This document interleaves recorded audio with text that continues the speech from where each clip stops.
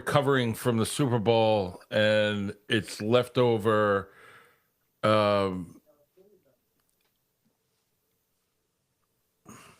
leftover something. And and I know I've never seen so many complaints. It was boring. It was great. It was the halftime was no good. The halftime was great. It's ridiculous. So we're going to talk all about it here on Sports Talk with Steve and Justin.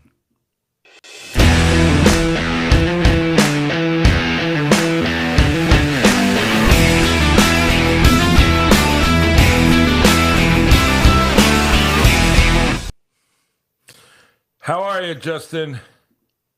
Nursing my Super Bowl hangover. How are you? I don't drink, so I can't have a hangover. Oh, But I didn't have a I, drop. I'm just I, exhausted. I am tired too, and I went to bed early. I mean, it went off early. I thought because there are no penalties, the game never stopped. It just kind of cranked right on through. There was a few penalties towards the end when they didn't matter anymore. Yeah, nothing crazy, nothing major. No, and I really thought it was a good game. Let's get this out. Well, before we get there, I want to thank everybody for watching today. We welcome all you. Please like and subscribe. We've been really having a lot of subscriptions lately. We really, since I complained we haven't had any, now we're having a group. So thank you all for subscribing. Please continue, like it. Please give us comments. We like to hear it. And before we get going today, I just want to mention about Justin's doing a fundraiser, kind of in the name of our show, and just tell him a little bit about it, Justin. Yeah, so we sponsored or Galata House is hosted the plunge this past weekend, and we were a sponsor.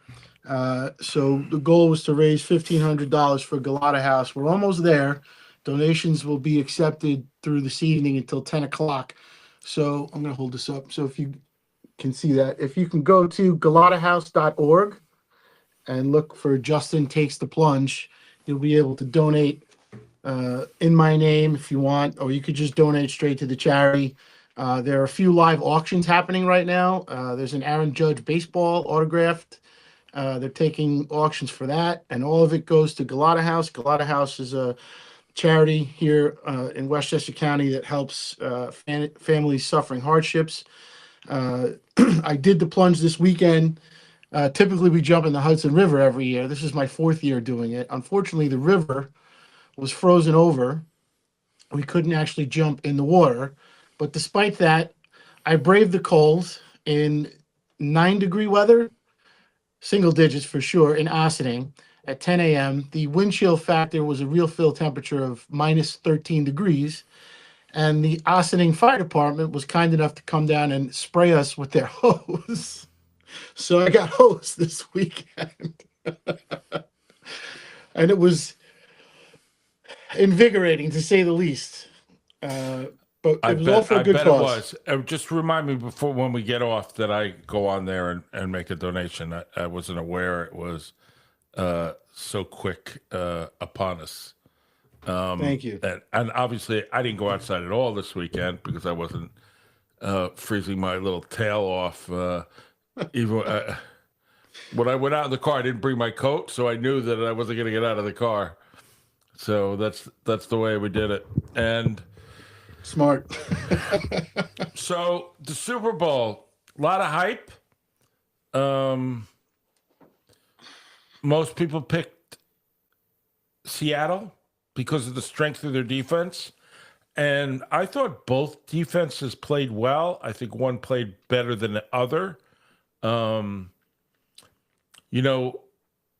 Gonzalez in the secondary there for New England. I mean, he could have almost gotten the MVP, but for him, so there's two parts to those passes that were thrown. The first part is, but for him, they get clobbered. Those passes were great. Would have been great catches. But he was right, Johnny, on the spot, and credit needs to be given. Now, the flip side to that is the reason he was able to make those plays, even though it was an amazing job on himself, that he was even able to get a chance to make those plays, was because Darnold was thrown behind the runner. Yeah, not terrible, but I mean that was a tight window to begin with, and that's kind of a bang bang play. Right, and if he would have led them, they would have been great plays. But what are you going to do? Yeah, And I'm not going to kill Sam Darnold for that, because if he had Me thrown behind him, at fault, it would have been intercepted. He had to make a great play on the ball, and Absolutely. you're talking about less than inches in terms of where the ball could have been thrown for the receiver to catch it. And Sam Darnold's, he's not that guy, and I'm not knocking him. He played great. But both defenses, like you said, played tremendous.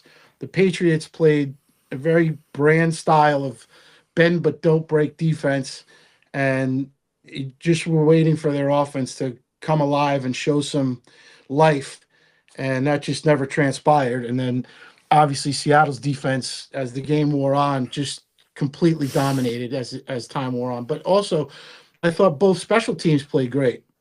Yes. I thought there was zero mistakes. It would have been nice not to have that stupid kickoff, because New England was going to need something. Even though it probably would have played out that you knew that onside kick was coming anyway. But taking away the element of surprise from that play is just one more detraction for me from the kickoff. Other than that, I thought it was a very well played game by both defenses, both special teams. The only knock I could really have on, if I had to knock somebody, was the Patriots offensive line just was unable to stop the pass rush. I mean, Seattle got more and more relentless as the game wore on, and Drake May did not have time to throw. Well, it's not like Los Angeles was able to control them either. The Rams weren't really able to control them. And you have to remember, too, Sam Darnold had no interceptions in all the playoffs and the Super Bowl. So there were no turnovers related to him. And that's a biggie. Absolutely. That's Played a biggie. tremendous. I mean, he did everything, we talked about them doing, playing within himself, not being asked to do things that he isn't, accustomed to doing outside of his game. Right. Relying on him when they had to make a play, but not making him the focal point of the offense, which worked in their favor. And we also talked about when Charbonnet went down for Seattle, how that was kind of a addition by subtraction, or plus minus, if you will, that they can concentrate using one running back to solidify their offense rather than juggling two guys. And to his credit, Walker the third is incredibly versatile running back, catching passes out of the backfield as well as running the ball. And that just added continuity to their offense through this postseason, and it showed in the Super Bowl. He won the MVP. Yeah. Well, I have to say something else about, one of the things I thought was the big difference in the game was coaching. Oh, I thought and what's his name from Seattle? McDonald. McDonald coached an amazing game. He seemed to always have the right call. And I have to give him credit, because it was almost a changing of the guard. Yeah. Because prior Super Bowls or prior playoff teams, we had these young, which he is, obviously, aggressive coaches where they all went on fourth down. Well, he won the game by doing the opposite. Stuck to the book. By kicking field goals, took the points. Knew it's a defensive game. It's not going to be a lot of points. Yeah. Give me 3, 6, and it was 9-0 shortly into the game. 3 times they had the ball, 3 times it was 9-0.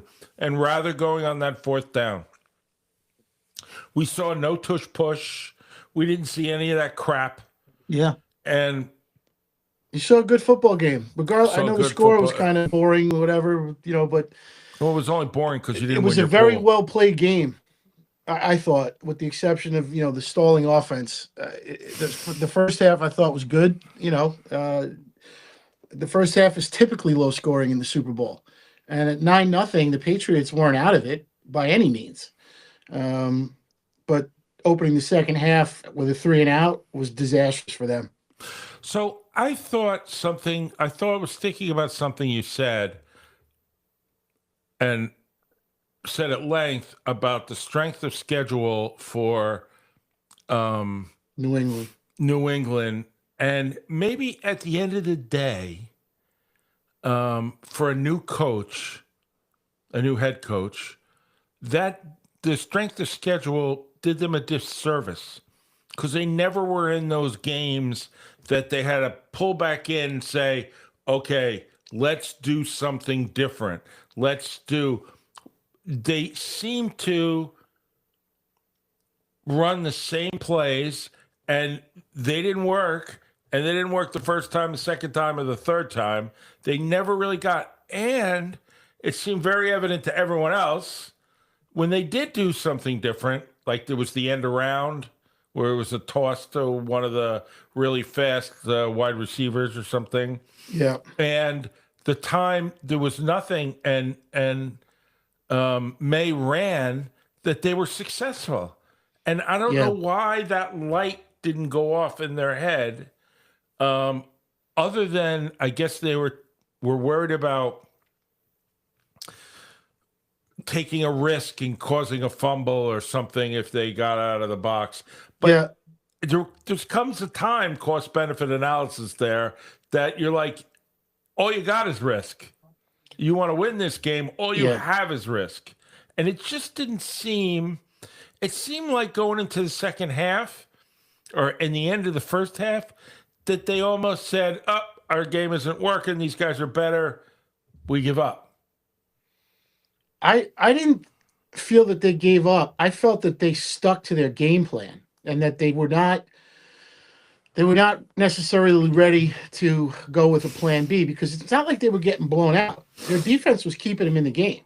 And for them all season long, they did make plays that you would consider home run plays. And I think they were just kind of waiting for that to happen. And, that's Josh McDaniel and his, who's got more experience in the Super Bowl than him as an offensive coordinator. So I think, I don't know if that came from him or if it came from Vrabel. Let's just keep doing what we're doing. We're going to break through. But for me, the lack of touches by Travion Henderson, and I know he got hurt a few weeks back. I don't know if that was a factor. Because he's their home run hitter. And I thought that was going to be, I was waiting for that to happen. I was like, they got to come out here in the second half. They don't have to hit a home run, but they have to do something to get points on the board, even if it's just a field goal, because if they come out from halftime and they don't score, I even texted Mike, if the Patriots don't score on this drive, I think they're cooked. And then later I texted you guys when I was on that text. When Jackson Smith and Jigba came out of the game, I said, this is it, because now's your opportunity to score, stop them and score again when that guy's not on the field. And they just couldn't keep their defense. I mean, they were going 3 and out and not moving the ball and barely getting first downs. And it just seemed like they were waiting for the big play to happen. And they just couldn't connect. They couldn't get any spark out of their running game. The Seattle defense just completely controlled the line of scrimmage.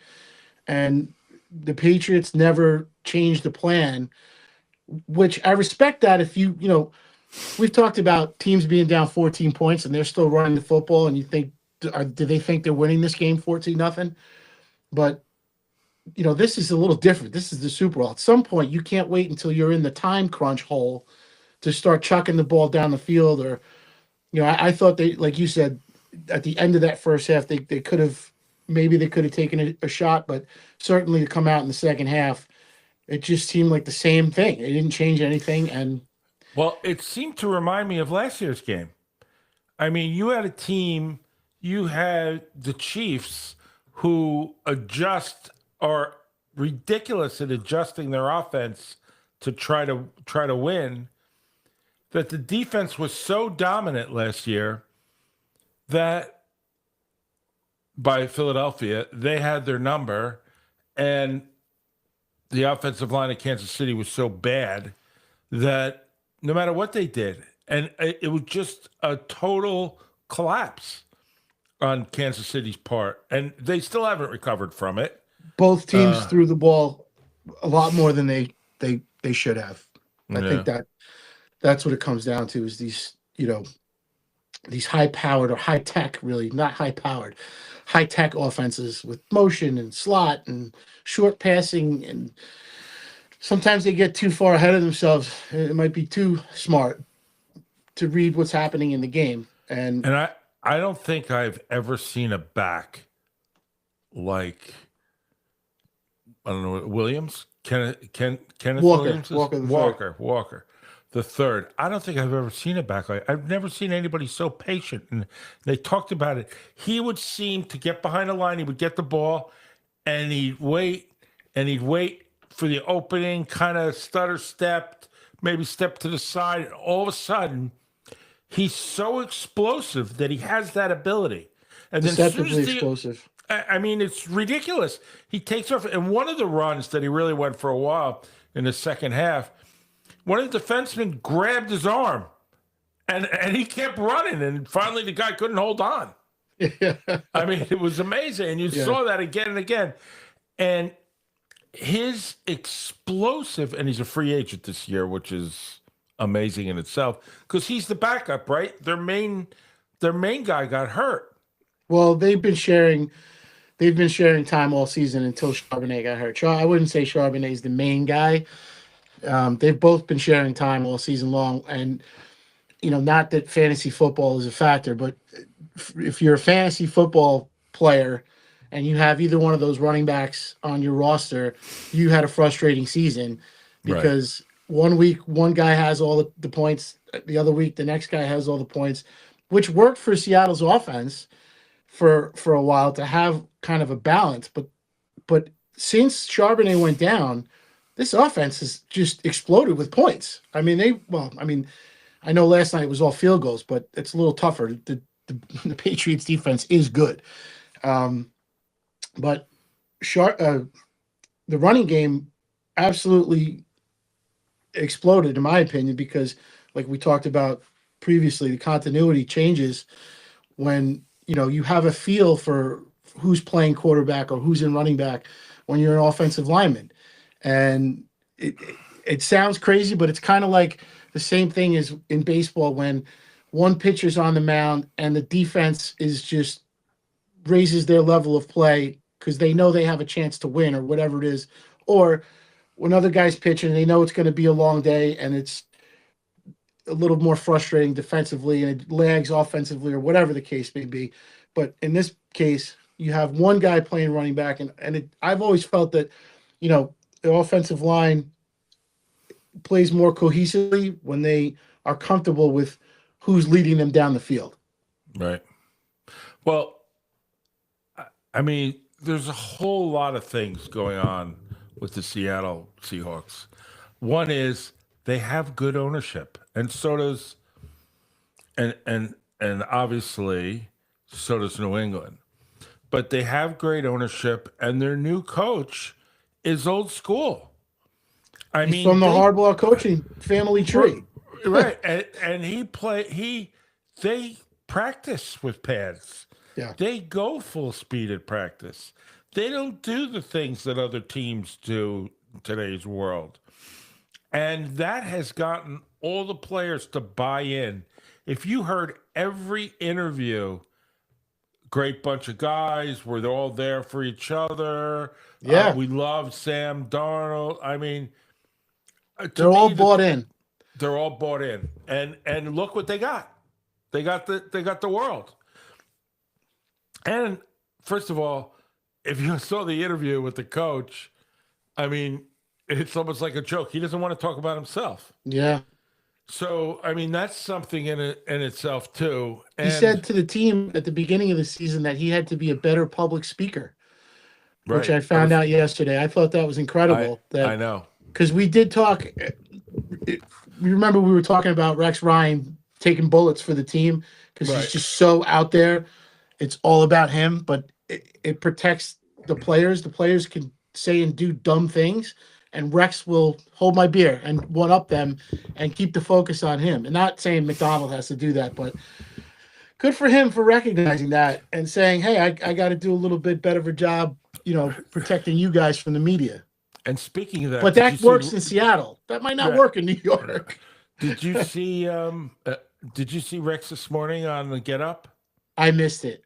So Rex, I mean, he couldn't stop saying, what an amazing coach. We say coaching doesn't matter. Here's your example. Coaching matters. He couldn't say enough good things about the Seattle coaching staff in its entirety, actually. And as we know, their defensive coordinator is going to offensive coordinator. Offensive coordinator is going to Kubiak. Kubiak is going to the Las Raiders, Vegas. and basically, I think left last night. He didn't even get They were like, I missed the interview after the game because I was busy, counting other people's money. But I saw it this morning. I forgot the reporter's name. She asked him on the field, and he's like, "Yeah, it's up to God." And she's like, "So you have no comment? You're not going to tell us anything? You're not planning on?" And he's like, "Well, you guys already know I'm going to Las Vegas." Yep, so and I'm leaving after the game. Right after the game. I think he left right after the game because we're paying you, we're giving you a load of money, which he is getting a load of money, and it's like, come on down, you're ours now. That game's over. Yeah.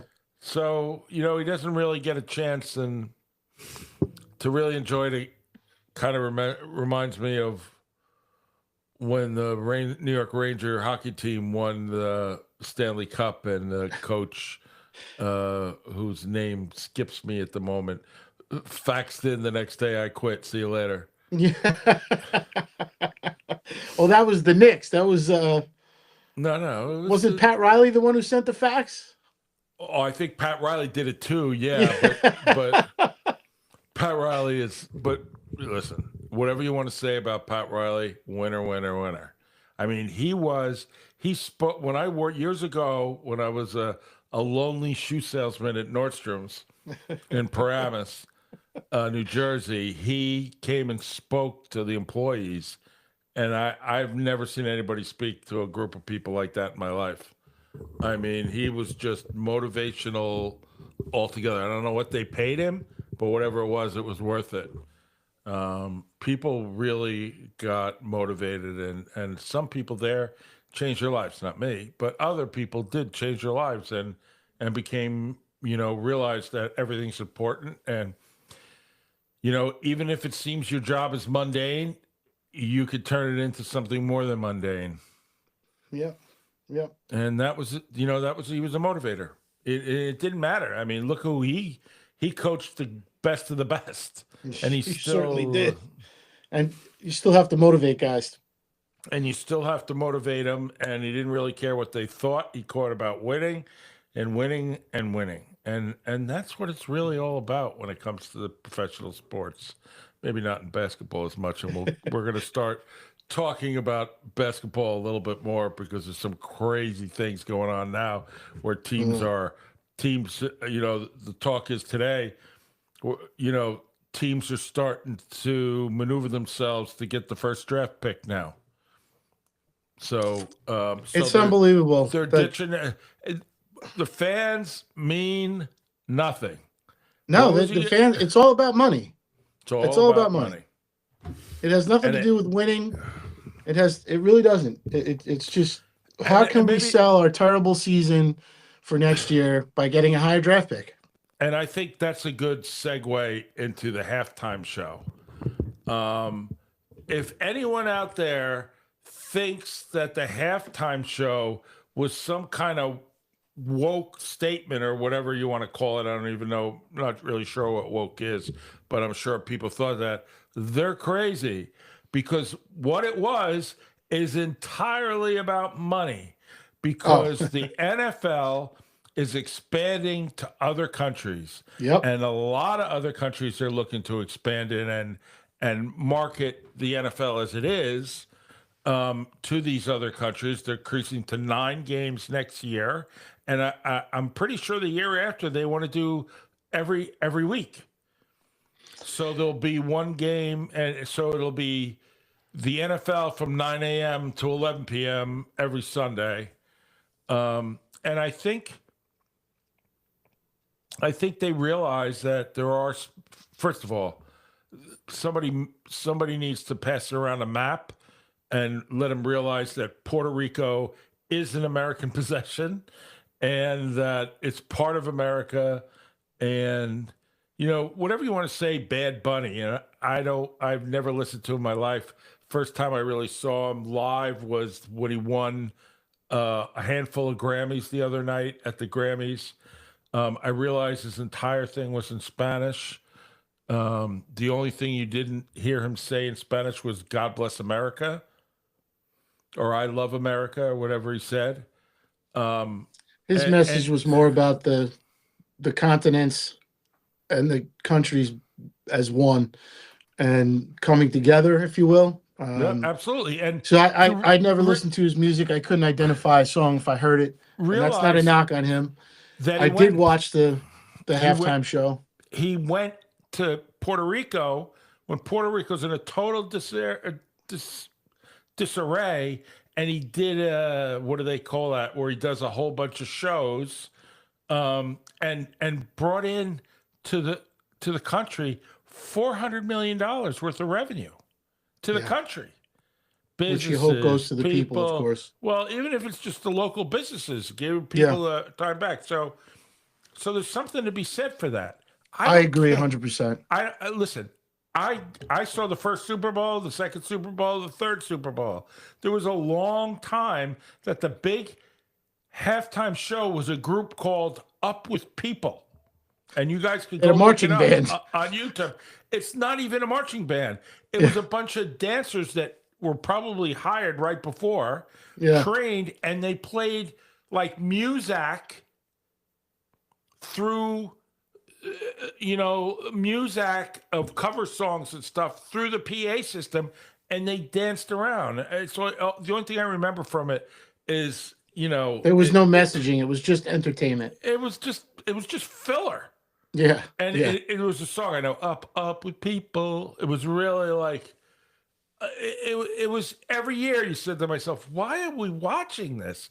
And they said, well, we have to take a break because the players got to go and do halftime. So they filled it with that. And then somewhere along the line that changed. Yeah, it changed because now, well, there's a few factors, right? Money being the number one factor. But I think that was an NFL decision about expanding the brand in Spanish-speaking areas. Listen, this was absolutely. This was a test run.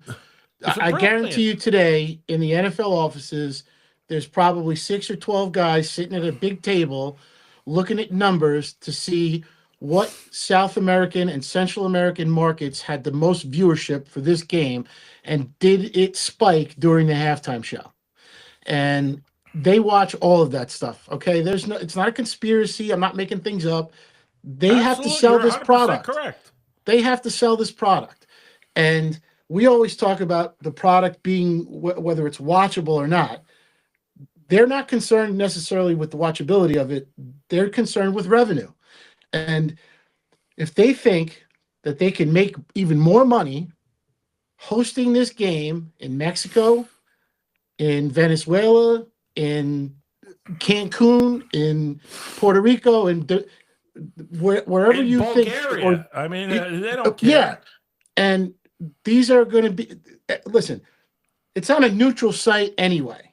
Okay, I understand there's people that are like, we can't have the Super Bowl in a foreign country. That's ridiculous. But you know what? Where do you people vacation? Right? You go to exotic paradise type locations outside the United States, probably predominantly Mexico. Yeah, people go to Aruba, Puerto Rico, the Dominican Republic, all these beautiful Central and South American places.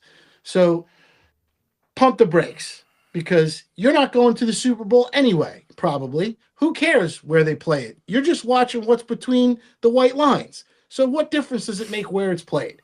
It shouldn't make a difference to anybody. Now, you can argue that it should be an American city because of the revenue and the jobs, and the local community makes out, whatever. That's politics. And politics isn't everything. But it was a test run. They're going to have this Super Bowl sometime in the future, probably in the next 10 years in Mexico, maybe in London, maybe in Germany, anywhere they're promoting the brand. And maybe it becomes Right. a thing that it skips, instead of skipping American cities every year and a different location in America, you might get a 5-year run, 10-year run where it's in another country and not even in the United States. So if they think that's going to make more money for them, that's what's going to happen. If the market data comes back and says nobody watched the game, it really isn't going to, it's not as popular as we think it. But if you watched the game last night, they had watch parties in all these other Central and South American Did cities you all see over those the place. parties? I They was were like, partying at 3 a.m. in London, watching the like, game. How come I didn't get invited to one of these parties? Yeah, exactly. Now, I'm not saying the NFL doesn't help sponsor them or make things happen. Sure Maybe they they do, but You got to spend money to make money. good for them. I Good mean, for them. listen, this is a business. That's Americana right there. That's If capitalism. If it makes the game better, do it. I don't know that it makes the game better, But at the it end makes of the more day, money. now they're watering the grass, right? They planted some seeds. Yep. They're watering the grass. It's funny you say that because the halftime show had people dressed as grass. I know. So And I kind of like, I mean, did I understand a word? And I speak a little Spanish? Boy, I wish I hadn't said that. But I took 5 speak- years of it and I still can't speak it. I've and worked with. He was like 100 miles an hour. I got a few words. I where got he a was few talking words, about yeah. things. And I heard him say Trump maybe once. And then it was great. And then Lady Gaga, which was a shock. Well, the football, he had the message on the football, America Together. I thought the message was good. I thought this was a complete whiff. I mean, I don't want to talk politics, but I thought the president of the United States completely got this wrong. This was an opportunity for him to bring people together, and he didn't do that. Okay? I don't know what Kid Rock did to bring people together. He wanted to tell people to go read the Bible. Well, guess what? The majority of Central and South American people are Christian and conservative minded, if you will. So you missed the boat. You could have extended Did you see any an films ambassadorship here. You did nothing. Did you see any films of it? All he did was curse and scream. I'm like, Right. Yeah, Charlie Kirk's wife. I didn't see it. I watched the Super Bowl. I watched the halftime show. I thought if there was anything spectacular that happened elsewhere, I would see it later. And I didn't get any text messages about it. I didn't get people blowing up my phone. Oh, did you see what Kid Rock did? So it didn't mean anything to them. Yeah. And I'm not knocking him personally. It's not a personal I like thing. Kid Rock. I mean, take him or leave him. The messaging is what's most important. You can use the Super Bowl for positivity. That's what this guy did, right? That's what Bad Bunny did. At least I thought he did. I'm sure there will be detractors out there today and all this week saying there's this and there's that, and all the conspiracy theorists. I didn't see that. Okay. And although I don't understand most of what he said, the music was good. I thought the entertainment was good, or watchable, if you will. Some things I didn't understand, but when you saw the people climbing the poles and the power grid thing, I thought that was pretty powerful. And I said when I came back from the Dominican Republic, and I've never been to Puerto Rico, this is a problem that can be fixed. If there's billions of dollars being spent and made on the Super Bowl, you could fix that problem. Did they deserve a power grid that works? Of course they do. And what better place to install something than not to refer to the country as a test site, but that's where you can do this. You can put this stuff underground where it belongs and rebuild and make their lives better. They are Americans. So, I know that's a debate for another time. It's not sports related. I don't want to get into politics, but I thought the messaging was cool. I thought the halftime show was okay, and I didn't have a problem with it. So also, I mean, in the beginning, whatever you want to say about the NFL, they said all kinds of things. You noticed on the back of their helmets and everything, it said the name of the team, and there used to be the messages about they weren't there. I wasn't And watching that closely. I you actually didn't notice it. And you also notice they started out with two big time stars that sung America the Beautiful, amazing job, and the Star Spangled Banner with Charlie Puth. I don't know if you know who he is, but you want to see Charlie Puth. He looks like a nobody kid. He's not that much of a kid. Go on the internet and search the women he's dated in his life. And it's like a who's who of every woman that's been in Maxim magazine. Yeah. So, and he's very talented. He writes lots of music. Yeah. He wrote that song that I did the little video with my dog that I showed you a while ago. The song from Fast and the Furious, where the one actor died in a car crash. Paul Walker. And he wrote the song where he drives away into the sunset at the end, and they use his brother, who's an identical twin, I think. They use his brother, and they use some CGI to show him driving off. Yeah. Yeah. So I mean, to me, it was a lot to do about nothing. I agree. I mean, sports fans aren't. I mean, people pushing a narrative that are not even sports, they probably don't even enjoy watching the games. And this is my overview. Historically, the halftime shows were meant to bring in watchers to the Super Bowl that weren't going to watch the football, but they came to watch it because they wanted to see U2 or Prince, Prince is one of his great performances of all time. The Who, Aerosmith, Michael Jackson, the list goes on. Prince sings Purple Rain, and in the middle of all the purple light and dressed in purple, it starts to rain, and he finishes the song. So, I mean, you couldn't have planned it any more than that, but yeah. And that was one of his great performances. Tragically, he died, like others who were addicted to painkillers and those kinds of things. But yeah, it's sad. You would think that celebrities would have more protection from things like that happening to them, but they're people just like us, Well, it's pretty much the opposite, right? It's the opposite that people look at Amy Winehouse, look at Heath Ledger, famous singers, that they gave them these Janis drugs. Well, not Janis Joplin. They gave them these drugs to keep them going and be able to perform, and it goes on and on and on.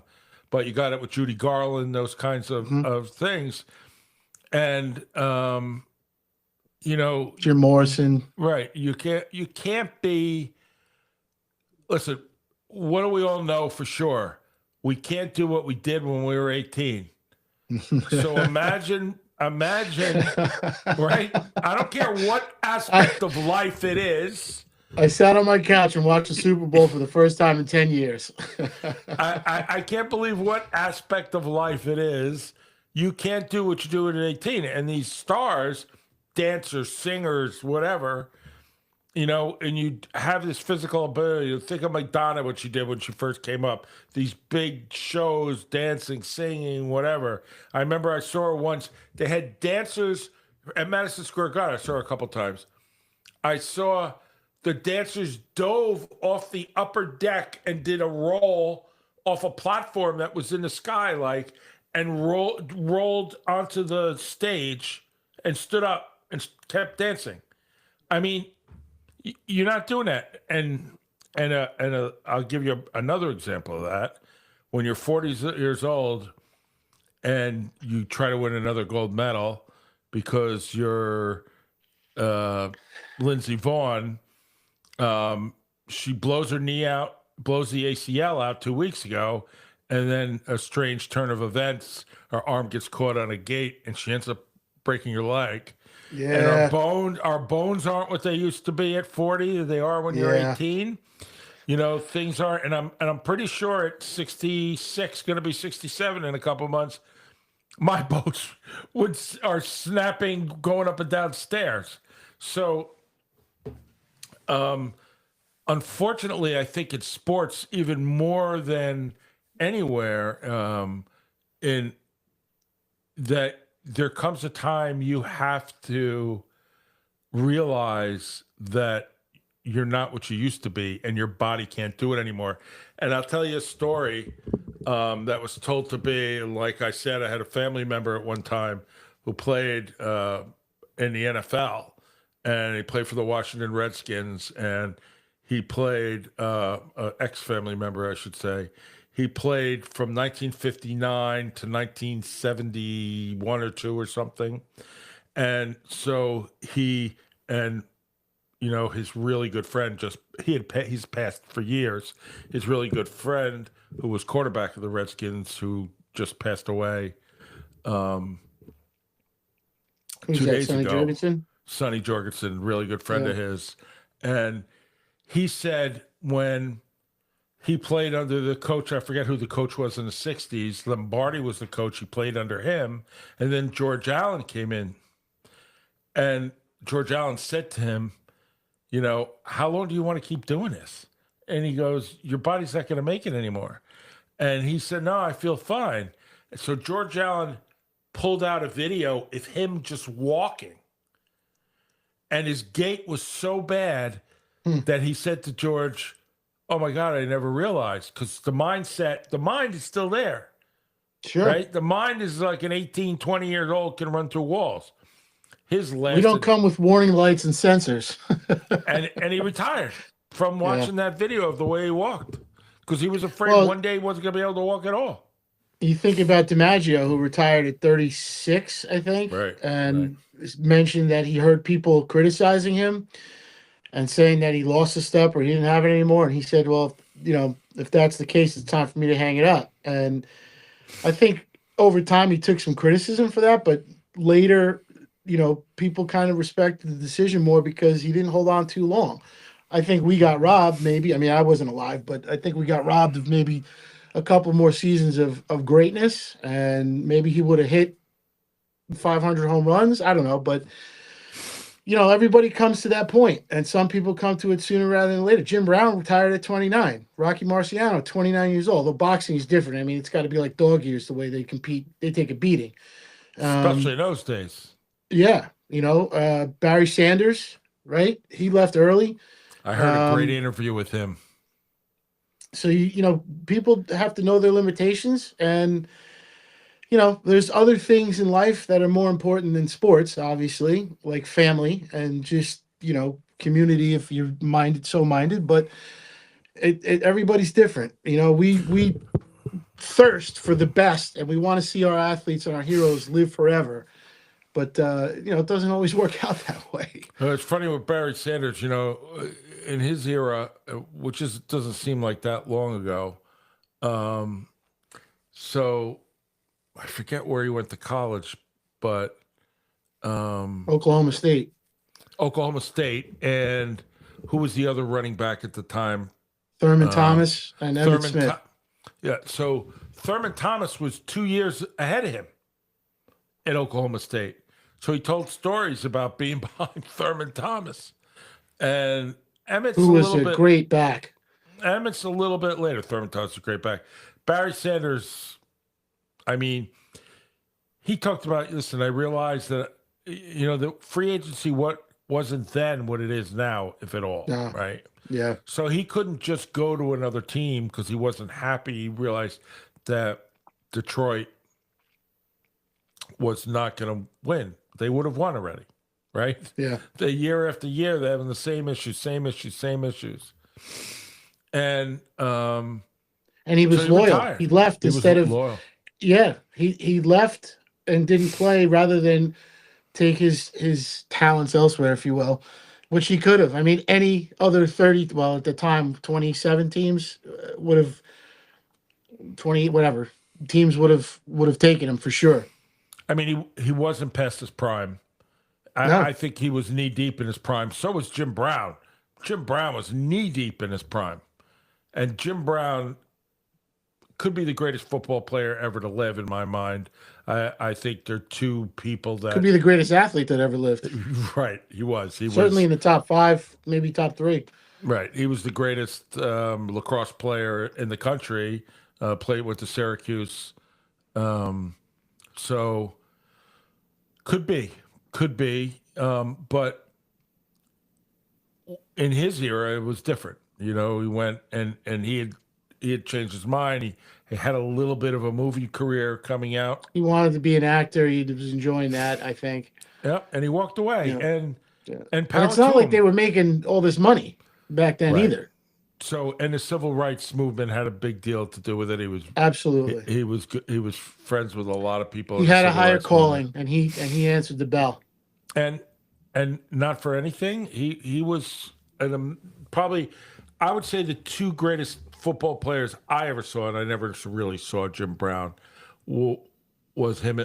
I would say him and Lawrence Taylor. To me, those are the two athletes that changed football in my mind.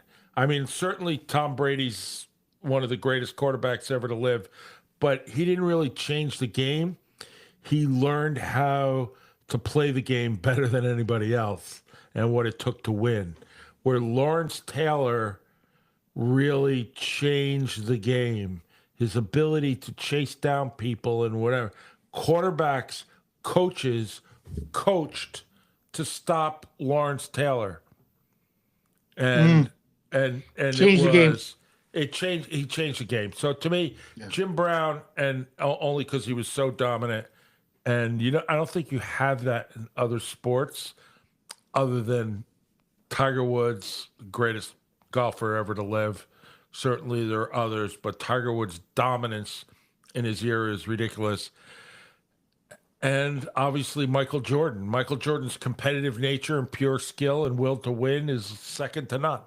So, I mean, you can argue about others. Muhammad Ali, certainly one of the greatest boxers ever to live. He would tell you Jack Johnson, who was his idol, was the greatest boxer, but hard to compare eras like that. But I got a text from Dom here that said DiMaggio retired due to the embarrassment that he was put through with the release of the 1951 Giants scouting report for the World Series that said DiMaggio had only one throw per game left in his arm.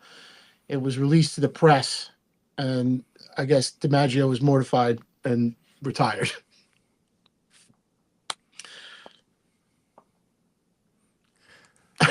Per my source. Per your source. Per my source on many other podcasts on my other channel. We're going to have to go by it. Thanks, Dom. Thanks, Dom. That's what happens when you have one listener. They're the only one paying attention. Well, it's a good time to plug the John Lennon podcast. Just go, let it fly. Well, we did. If you want to check out History's Agenda, is my other podcasts.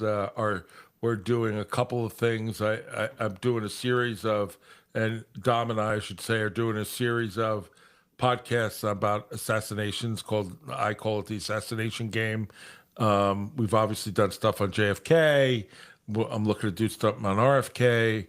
And we did a really, really good one that I'm proud of, actually, about John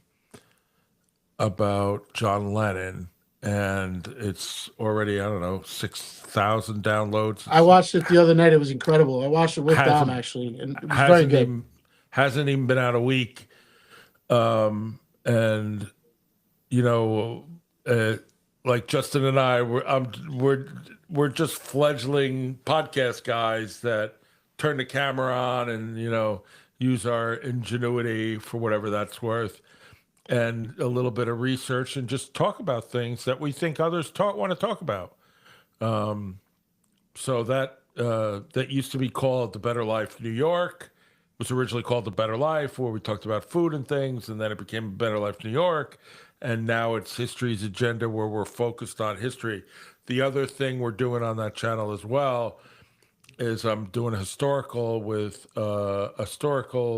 podcasts about historical events, not just assassinations, which are historical events, but Of we're course. looking because the 250th anniversary of America. We're doing a series on the founding fathers. We did John Adams. We're doing George Washington this week, and in between we did John Quincy Adams, which we call the founding son. And those podcasts are available on YouTube and audio in all audio sources, which are on a podcast called, as of the first of the year, History's Agenda. And you can go back and look at our JFK stuff. I did JFK stuff, assassinations with Jack and Dom. We just did a roundtable where the two of them talk about what they thought was important to us. And I got numerous, Everett, it's amazing when you talk about something that everybody thinks.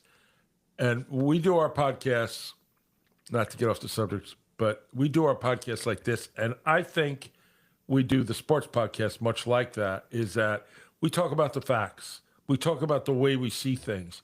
We don't know what the answer is. We leave that up to you to make the decision. Leave that up to the listeners to come to a conclusion. And it's the same way when we talk about assassinations. We know, things we believe, things that people have said, statements people made, investigations that turned up, reports. We talk about facts. And a lot of people out there say, we know. Well, you may think you know. I mean, I got so many, we were talking about on the JFK assassination about when they removed his body from the plane when they landed in New York, whether it was in a body bag, whether it was and there were like 5 different long comments I got from people. You guys are wrong. It was in a pine box. It was this, it was that. His head was in a separate area. I mean, and I'm like, how the heck do you know? I mean, how does anybody know? Yeah, right. I mean, no one knows. Not even the people that lived it know. It's incredible. It's incredible. So it's everybody has an opinion. Opinions are like, you know what? So everybody has one. So yes, thank you for bringing that up, and I would love everyone who listens to this podcast, which are a lot of people. I mean, we've had some good downloads. The one we did with the coach has over 11,000 downloads now, and that is my best podcast I've done. I've done lots of them. We've gotten better. Yeah, we'll have him back on soon because he's leaving for Austria soon. So we'll have him on before April for sure. And just to talk about this podcast for a little bit, we realize it's the end of the football season. There's going to be a lot to talk about because the NFL has made it that it's a conversation year round, which it didn't used to be. We're going to be talking about, when it comes to the NFL, we're going to be talking about draft. We're going to bring in guests. We're going to talk about hockey. We're going to talk about basketball. First F1 race is March 8th. So that's a month. Is it less than a month? Yes. Less than a month. Right now, they've been their new cars, because they changed everything. Their new cars are being tested, and so we'll be looking for that. And by the way, if anybody didn't notice, we're watching the games.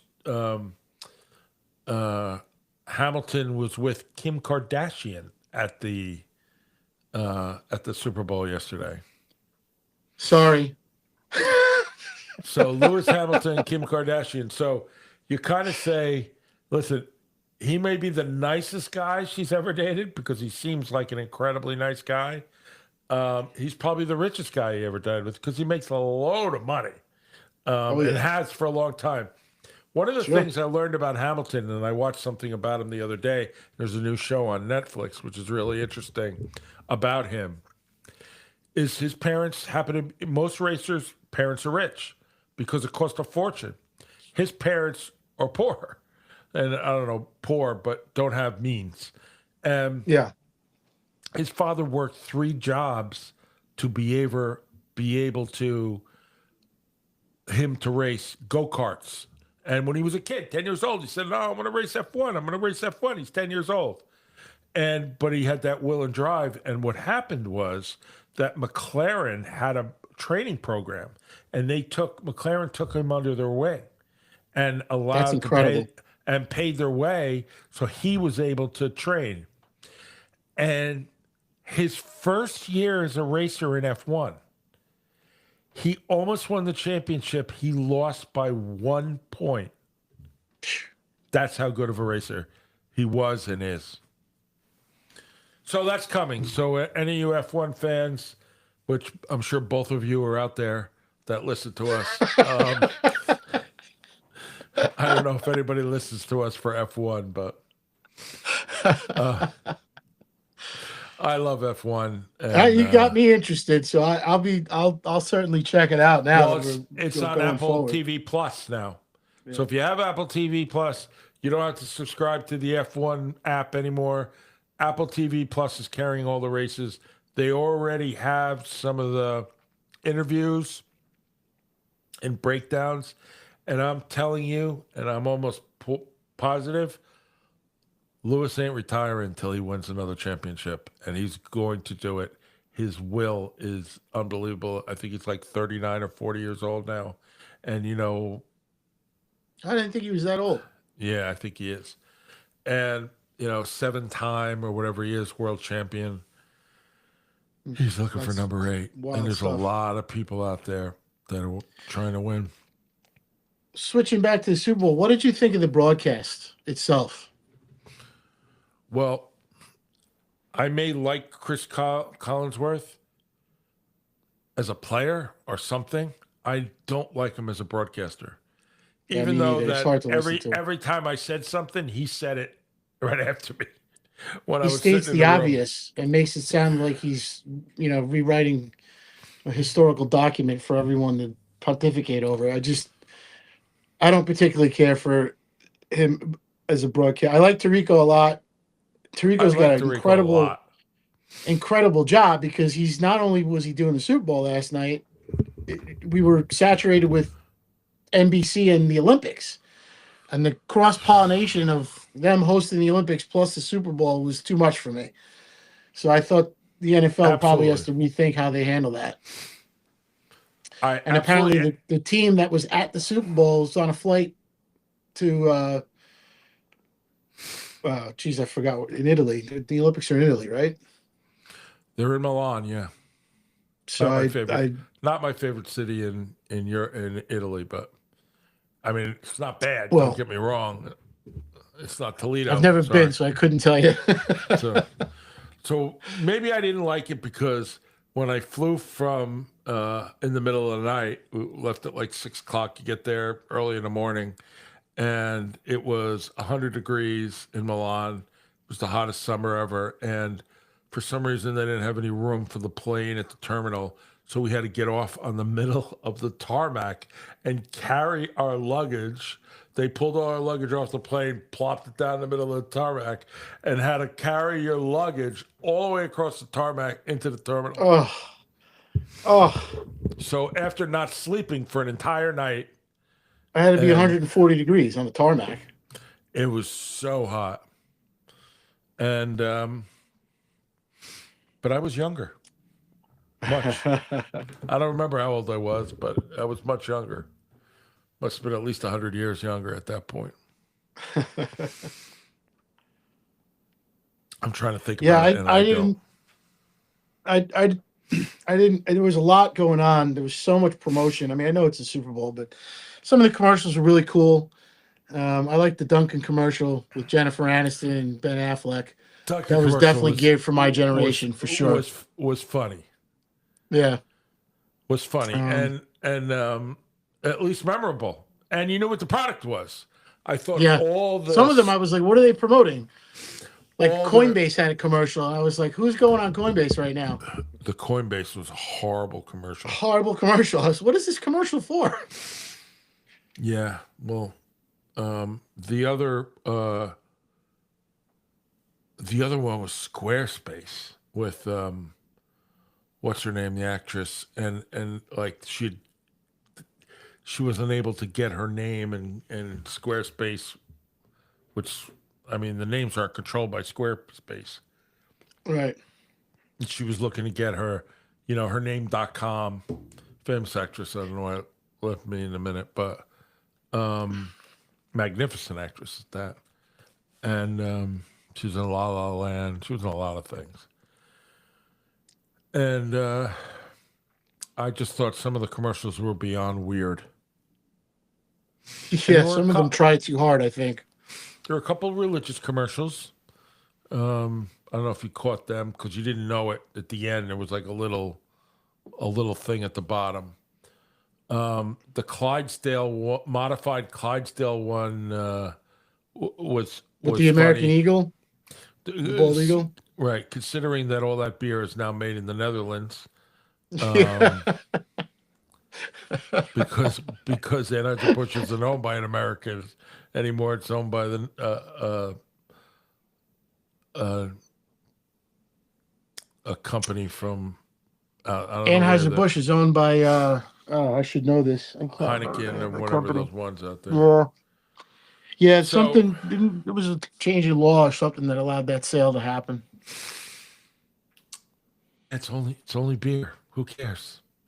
So who cares? It is only beer, but it just goes to show you how powerful marketing and advertising is in this country, where they can't just let a company fail or a family business run its course and let something else take over. It just has to keep rebranding itself over and over again. Yeah, well, they had to do something because marketing was not their forte for a little bit. They took a The hit. model for success being the place I work at, owned a family-owned business for 71 years with no advertising, and will always be owned by the same family, or they'll be going out of business. And no one will ever be able to replicate that or take it over. And I think that's the way it should be. There's something to be said for that. Well, because it's the products and it's the environment and it's what you sell is what exists. And every time you go there, you're reminded, oh yeah, and I said to myself, I used to come here in law school. With my friends, I'd cut out thank God I don't practice criminal law, because for me and three of my friends sat in the back of their criminal procedure class, and it was a thing on who would get up first, because you wanted to get up first and pretend like you were going to the men's room or something, and you didn't want to be the last one after the other three guys left. So you kind of were like doing one of these. And then as soon as the professor turned his head, you got up and left. And thank God I don't press criminal law, because I don't know anything about criminal procedure. I mean, I've done some arraignments, but in federal court, not state court. I would never try to do one in state court. And that's and the ones I did in federal court were RICO cases. Was the only thing I know about the criminal law is RICO statute, unfortunately. Only because I used to practice civil RICO, so one blended into the other. So we have a lot of things coming. Is there anything else we want to say about the Super Bowl other than it's over? Did you win any money? I took a broke even. beating. You know me, Good for you. I hedged, whatever. But the Yep. grand scheme of things, it wasn't more than $30, I bet, or whatever. So they're not making any money, but I hedged all my bets. Whatever. But that's what happens when you do a really good pool that costs a lot of money. Oh, well, I did bet in one pool. So if I include that money, yeah, maybe I did lose a little bit. But so needless to say, next week we're going to talk about basketball. We're going to talk about hockey. We're going to talk about whatever transpires about the teams that can't hire any coaches. Though I do think Kyler Murray is going to go to Miami. I can see that. Fresh start. I think they're looking to get rid of him. They've kind of made it known. And for some reason, they almost talked about flip-flopping their quarterbacks, which would be interesting. You mean Tua going to Arizona? I mean, if Miami's able to unload the contract, good for them.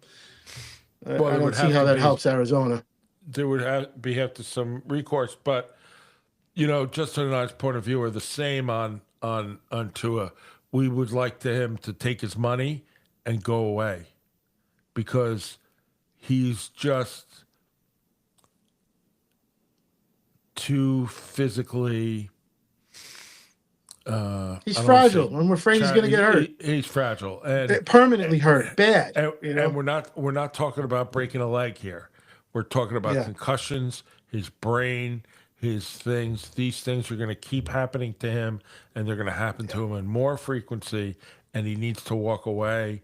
And just like we talked about it before about people not knowing when to walk away, Tua's obviously he's got a big contract. They gave him lots of money. No one has any idea why. And that's it. And we have a lot of new coaches. They're going to try to make really good moves, and the Jets are going to do nothing. And That's just incredulous. What's going on with the Jets? I mean, Well, really, it's beyond the scope of my bandwidth to understand now how deeply terrible they really are. So And I knew they were, and I still can't understand it. deeply terrible from a management standpoint, from an executive 100%. standpoint. Absolutely. And- The organization is the worst organization in sports, and that includes the Browns. I mean, think of other franchises that are in that category of never winning anything ever. They're whether end of the top of it or the bottom, whatever. They're the pinnacle of terribleness. Well, the Browns weren't the Browns. The original Browns all moved, right? Wherever they went to Baltimore. Baltimore. Yeah. So I mean, the original Browns had a long history years ago of winning Before the Super Bowl. Before the Super Bowl, Yeah. right? So,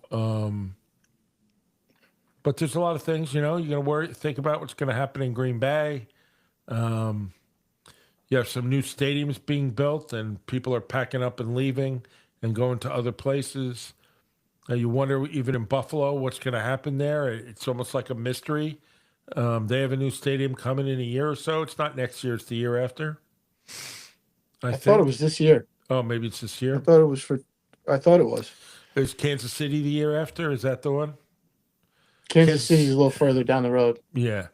Yeah. And, where everyone's going to find out that there's Kansas City, Kansas, and Kansas City, Missouri, and so I wonder if they're going to rename the team. You have to wonder. I mean, that's an incredible move. I don't think those owners are ever renaming the team. I mean, too long a history. I mean, Hunt is The stadium's not being built in a prominent city, though, right? no, it's like outside of Kansas City, Missouri. I think. Are they in Kansas City, Kansas now? I don't know. Are No, they're in Missouri. They're in So- Missouri. Kansas City, Kansas. If you ever saw the two cities, one is beautiful, one is beat up, and they're going from beautiful to beat up. So, and any listeners out They must there, have a long-term plan, because why would you move otherwise? I mean, you hope they have a money, long-term plan. because somebody's paying. Yeah, you still want to do something to better the community, And there's a lot of things going to go on. Believe me, there are going to be a lot of movement in Las Vegas. You're going to see a lot of moves. You're gonna be drafted number one. You're going to have to put a team around him. There's going to be listen. Tom Brady is pulling a lot of strings there, and he learned from two of the best future Hall of Famers there are. Tom Brady, Belichick, and Kraft, ownership, coaches. He's going to, believe me, he's going to follow that model and make a great team there. Yeah, I imagine they're going to be. Someone mentioned yesterday that they weren't going to take Mendoza number one, and I said, unless he has a disaster of a combine, I just don't see that happening. Unless he blows his shoulder out, they're not. Come on, you're going to take him even to put him up and trade him. They're going to take him. Their position was that they're gonna draft a defensive player, number one, and take or trade the pick and then take a quarterback next year, which I think they're in an incredible position to get a quarterback. So who knows? That means, first of all, look at his performance. That means that you're taking the risk that you're going to be in a place to be able to get a quarterback. Your hope is, yeah. So who are you using for quarterback this year? You got to answer that question. I can't imagine they're going to move forward with Geno Smith. I mean, he's not taking Kyler Murray again. Because are there any ex Jets available? Because that would be, that would be the most likely choice, I guess. Because they already got Geno, but maybe they can get to Zach Wilson out of Miami and turn him around. Boy, how bad a mistake did Geno turn out to be? I mean, he really played poorly. Something's missing there that I think is a coaching thing. That's the only thing I can come up with. I mean, I thought the coach, New York wasn't the place for him, regardless. I think Seattle realized that he had lost a step, if not two, and didn't rehire him for that reason, or fire him, or whatever they did. Yeah. They upgraded their position. That's pretty much what it came down to. Then they had Kubiak come in, and Kubiak said, this kid's good, meaning Darnold. You can take a chance on him, and that he became available, is even more shocking because he won 14 games with Minnesota, and they just completely abandoned them. They have to. Who's hurting worse right now? The Jets fans, Minnesota fans.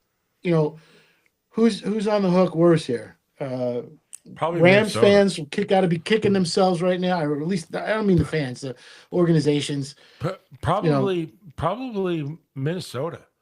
I mean, he won 14 games, right? And yes, did he fold up a little bit at the end? But maybe that's your fault, not his fault. Right. It was an easy scapegoat. And they didn't trade him; they just let him go. They didn't sign him. And it's not like they replaced him with Aaron Rodgers or a veteran. They went and I'm not knocking JJ, but they decided to go with the rookie in the future, and that was it. And they completely abandoned that they had this 14-win team, and they restarted. I mean, give them credit if that's their plan, and they see something in JJ that's where they're headed, that's where they want to be, and maybe they thought this was a one-year wonder type situation, or that they caught lightning in a bottle. Something somewhere inside the organization said, this is smoke and mirrors, or this is an aberration, or this is an anomaly, and they decided to move forward. So I'll give them credit for that, but they better be bringing JJ along and protect him and get him up to speed, and because Sam Darnold played great for them, and then they just completely went away from that because I guess they didn't want to pay him. So that's what it was all about. It was all about the money. Like we started the show, it's always about money. So I think we can end it there. We look forward to everyone next week. Is there anything else? Please like and subscribe. Please make your donation to put it up again. GalataHouse.org. Pull it back a little bit. There it is. Justin takes the plunge. And it has nothing to do with a stuffed up toilet. Come on, that was a bad joke. Having said that, we have a lot of great stuff coming. Basketball, hockey, anything else we could think of. F1. I'm sure. Yeah, we'll have Alex Lyon on, I think, in the next week or two, during the break, hopefully. And we'll get Keith Spillett on to talk a little basketball, maybe just before the tournament or maybe during the tournament. And then we'll have, hopefully we'll have Coach Herman on again. Great. For the draft or maybe pre-draft. And then also Matt Bernstein will join us again to probably go through talking about the combine. Great. Thank you, everyone. I hope you enjoyed the Super Bowl. I'm sure we did. Did we? We did. I sure did. Have a good week. Talk to you next Thank week. you, everybody. Like and subscribe. Whoops. Hit the wrong button.